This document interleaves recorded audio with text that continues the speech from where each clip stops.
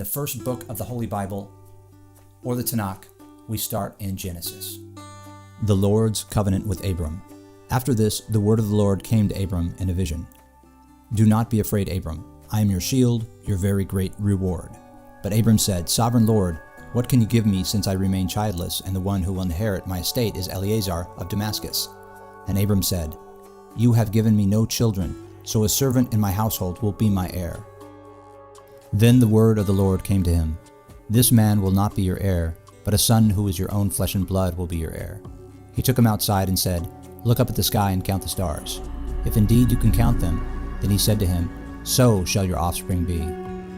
When the sun had set and darkness had fallen, a smoking firepot with a blazing torch appeared and passed between the pieces. On that day the Lord made a covenant with Abram and said, To your descendants I will give this land, from the Wadi of Egypt to the great river of the Euphrates, the land of the Kenites, the Kenizzites, the Kadmonites, Hittites, Perizzites, Rephites, Amorites, Canaanites, Girgashites, and Jebusites.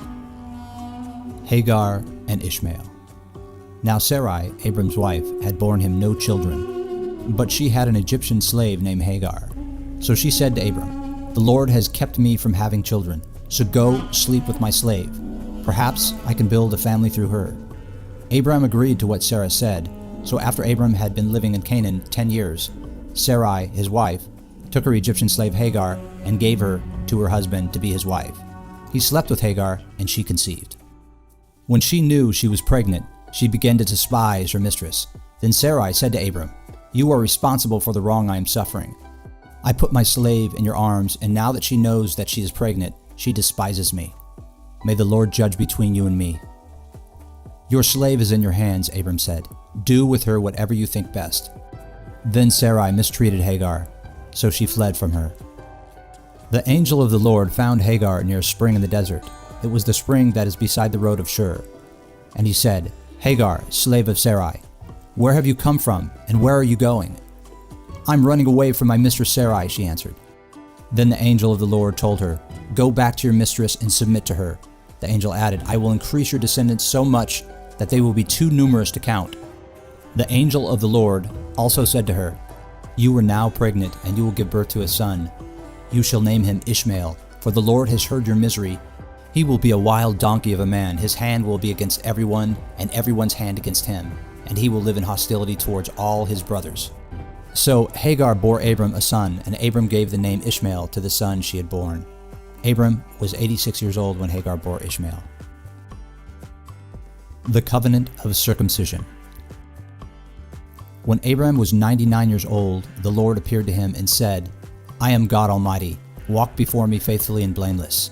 Then I will make your covenant between me and you, and I will greatly increase your numbers. Abram fell face down, and God said to him, As for me, this is my covenant with you.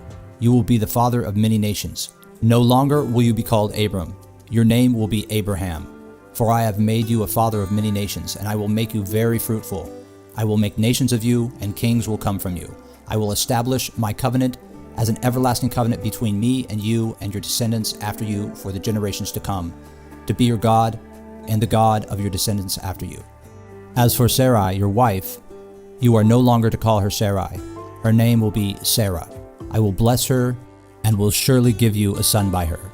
I will bless her so that she will be the mother of nations. Kings of people will come from her. Abram fell face down. He laughed and said to himself, Will a son be born to a man 100 years old? Will Sarah bear a child at the age of 90? And Abram said to God, If only Ishmael might live under your blessing. Then God said, Yes, but your wife Sarah will bear you a son, and you will call him Isaac. I will establish my covenant with him as an everlasting covenant for his descendants after him. And as for Ishmael, I have heard you.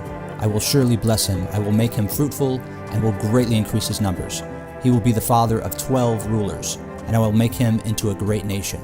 But my covenant I will establish with Isaac. From Sarah will bear to you by this time next year. When he had finished speaking with Abraham, God went up from him. The birth of Isaac. Now the Lord was gracious to Sarah as he had said, and the Lord did for Sarah what he had promised. Sarah became pregnant and bore a son to Abraham in his old age, at that very time that God had promised him. Abraham gave the name Isaac to the son Sarah bore him. When his son Isaac was 8 days old, Abraham circumcised him, as God commanded him. Abraham was 100 years old when his son Isaac was born to him. Hagar and Ishmael sent away. The child grew and was weaned, and on the day Isaac was weaned, Abraham held a great feast. But Sarah saw the son whom Hagar the Egyptian had borne to Abraham was mocking, and she said to Abraham, "Get rid of that slave, the woman and her son, for that woman's son will never share the inheritance with my son Isaac." The matter distressed Abraham greatly because it concerned his son. But God said to him, "Do not be so distressed about the boy and your slave woman. Listen to whatever Sarah tells you, because it is through Isaac that your offspring will be reckoned. I will make the son of the slave into a nation also, because he is your offspring." Early the next morning, Abraham took some food and a skin of water and gave them to Hagar. He set them on her shoulders, and then he sent her off with the boy. She went on her way and wandered in the desert of Beersheba.